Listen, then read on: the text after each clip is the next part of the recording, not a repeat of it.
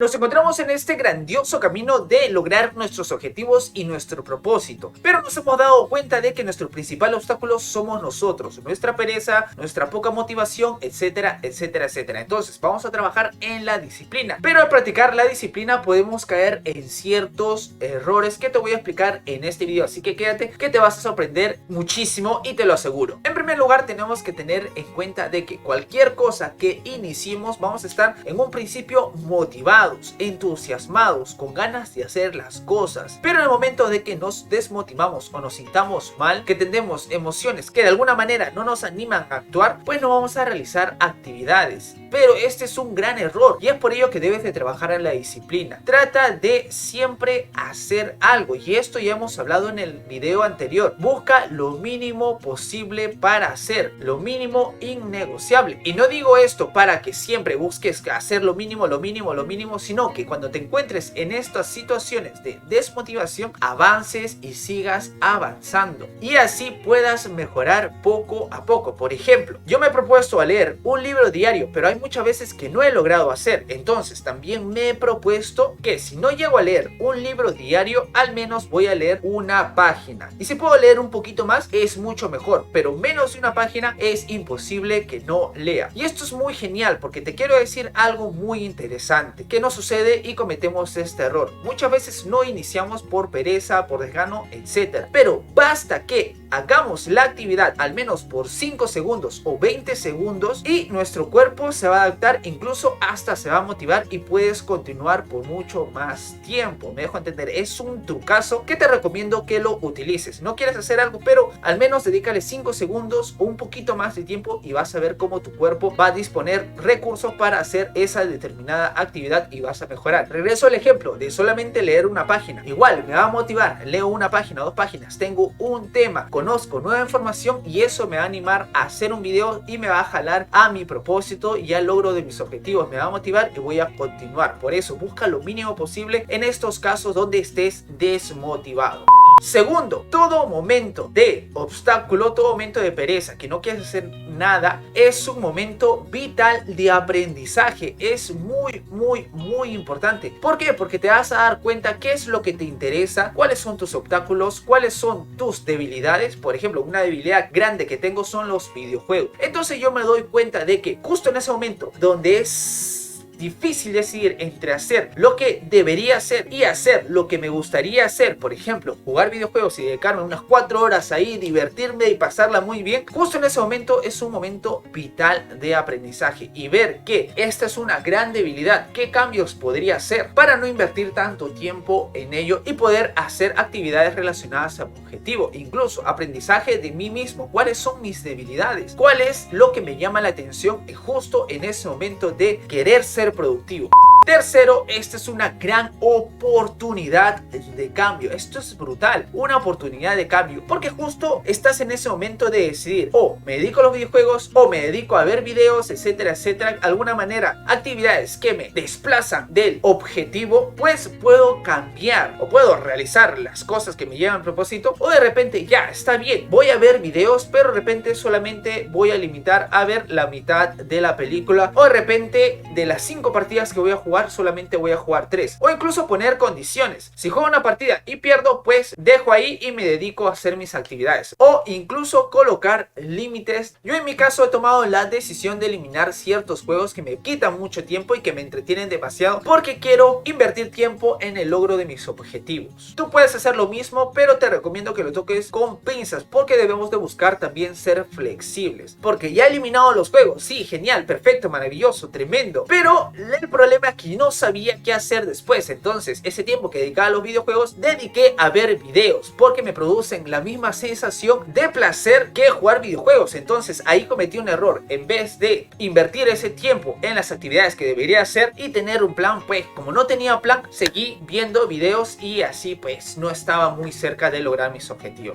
Cuarto, esto es muy importante porque de cierta manera tienes que identificar que al hacer diferentes actividades en ese momento no vas a ver los resultados. Por ejemplo, yo estoy leyendo libros pero de una manera no me van a volver un experto en ese tema. No voy a ver resultados, no voy a ver muchos cambios en ese momento. Me dejo entender. Y esto está relacionado con otros más objetivos. Por ejemplo, hacer ejercicios. En ese momento no vas a ver los resultados. Haces ejercicios, haces series, etcétera, etcétera. Comes bien, pam, pam, pim, pam. No vas a ver resultados instantáneos. Entonces puede que te desmotive, puede que te genere culpa, etcétera, etcétera. Y renuncie. Trata de focalizarte en el resultado global. Quizás el cambiar la alimentación o el estilo de vida o tus estudios quizás no vayan a afectar directamente en tu objetivo, pero a nivel global sí, porque vas a ver nuevos temas, quizás te sientes mejor, quizás vas a aprender más, quizás vas a tener más temas de conversación, etcétera, etcétera, etcétera. Y esto es brutal.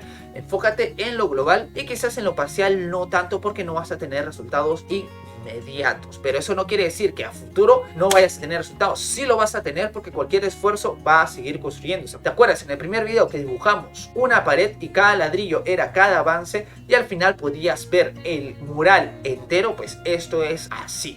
Y quinto, evita la culpa, evita sentirte culpable. Sé que esto es difícil porque muchas veces estamos tan motivados y nos ponemos algo estrictos y de alguna manera al no realizar actividades nos sentimos mal. Y para esto he traído a un gran compañero, Miguel, que es un estudiante de psicología, que somos colegas de carrera, para que nos explique cómo se siente la culpa a nivel de pensamiento y a nivel fisiológico, que va a estar muy bueno. Así que los dejo con él.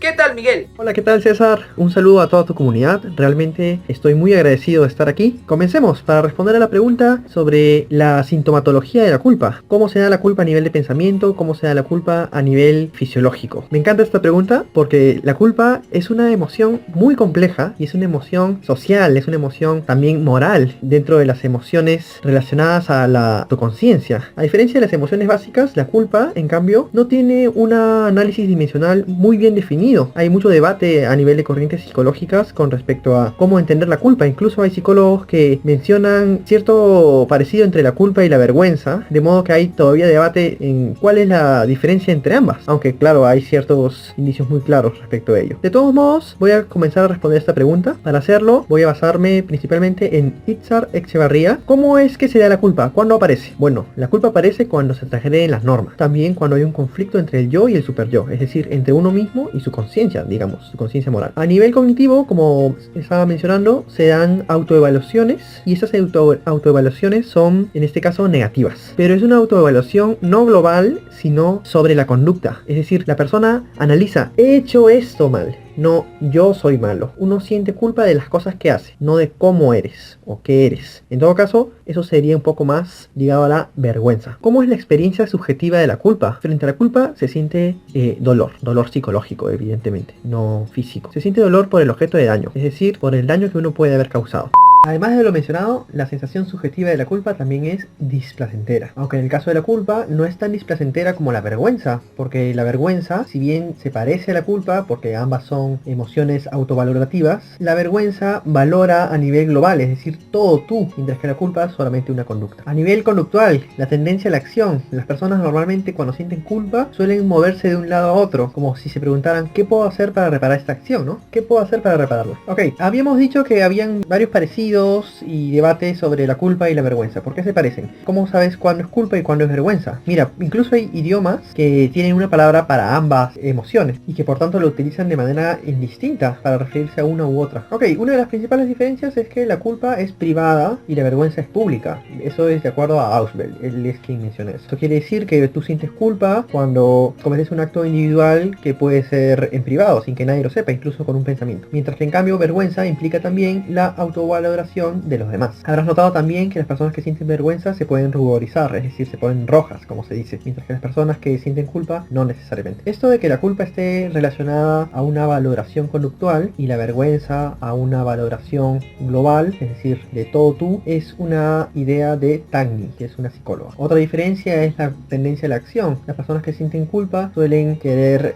reparar el daño, mientras que las personas que sienten vergüenza quieren huir de ahí, como dice la frase, trágame trágame tierra. La culpa es una emoción menos destructiva que la vergüenza. Por ejemplo, según Hoffman, la culpa se relaciona con la empatía. En ese sentido, la vergüenza no. La vergüenza se relaciona con la ira. Sin embargo, también podemos hablar de que hay culpa funcional o disfuncional. Recordemos que todas las emociones tienen funciones. Entonces, ¿cuál es la función de la culpa? Tiene dos funciones principales. La primera es concientizar al sujeto de que ha hecho algo malo. Y en segundo lugar, facilitar los intentos de reparación del daño que puede haber causado. En ese sentido, de acuerdo a si es desadaptativa o adaptativa, podemos hablar de tipos de culpa. Quien habló de manera más negativa sobre la culpa es Sigmund Freud. La culpa freudiana es la culpa negativa de la que todos solemos hablar. Digamos que es la visión más clásica. Esta culpa freudiana está asociada con la ansiedad producto de transgredir las normas. Además de ello, la culpa freudiana contiene altas dosis de agresividad volcada a uno mismo, que también puede estar volcada a los demás, claro. Tiene muchos aspectos negativos. Por ejemplo, Erich Fromm considera que la culpa puede relacionarse con el sometimiento propio hacia la otra persona, lo cual puede tender a hacer que las personas sean víctimas de manipulación. Además de todo ello, la culpa freudiana tiene rumiación y autocrítica. Rumiación consiste en pensar repetitivamente sobre el acto del cual nos sentimos culpables. Hice esto, porque hice esto, no debía hacerlo, y sigues pensándolo. También se puede dar en la culpa el mecanismo de defensa de la proyección, por el cual las personas culpamos a otros de aquello de lo que somos culpables nosotros mismos. Otros autores hablan de incluso efectos en el propio cuerpo, como tensión en la espalda, y otro tipo de síntomas como la irritabilidad, la ansiedad, la baja autoestima, el estar estancados en el pasado, entre otros muchos. Existe un estudio de Echevarría en el cual se compara la culpa freudiana con la culpa de Hoffman, que es la culpa empática. Al inicio habíamos comentado que Hoffman relaciona la culpa con la empatía. En este estudio se descubrió relación entre la culpa freudiana, la ansiedad, la rabia y el enfado contra uno mismo, además de la tristeza. Mientras que en cambio los que tienen culpa empática suelen sentir pena por los demás, además de tristeza. En la culpa de Freud también hay tristeza. Es una emoción relacionada con ambos tipos de culpa. Y pues con esto estaríamos acabando. Muchas gracias, César. Un saludo para todos. Nos vemos pronto. Hasta luego. Perfecto, maravilloso. Muchas gracias, Miguel, por esta colaboración. Y es grandioso lo que nos dijo. Entonces, tienes que tener en cuenta estos 5 puntos. Si te desmotivas, sigue avanzando, así sea lo mínimo posible. Todo momento es de aprendizaje, autoconocimiento, conocer el contexto, etcétera, etcétera. Busca algo de aprendizaje en ese momento. Incluso hay oportunidades de cambio. Puedes poner límites, cambiar las actividades, poner condiciones. Si hago esto, puedo jugar un ratito y luego me dedico de nuevo a la actividad que estás realizando, luego jugar, algo de placer y algo de productividad. Y además, enfócate en la mejora global, la mejora a futuro, y trata de evitar la culpa. Sé flexible contigo mismo, y eso también tiene mucha relación con la autoestima y el amor propio. Entonces, compañeros, sigamos con los siguientes videos. Espero haberte aportado muchísimo y nos vemos muy prontito. Así que, ¡adiós!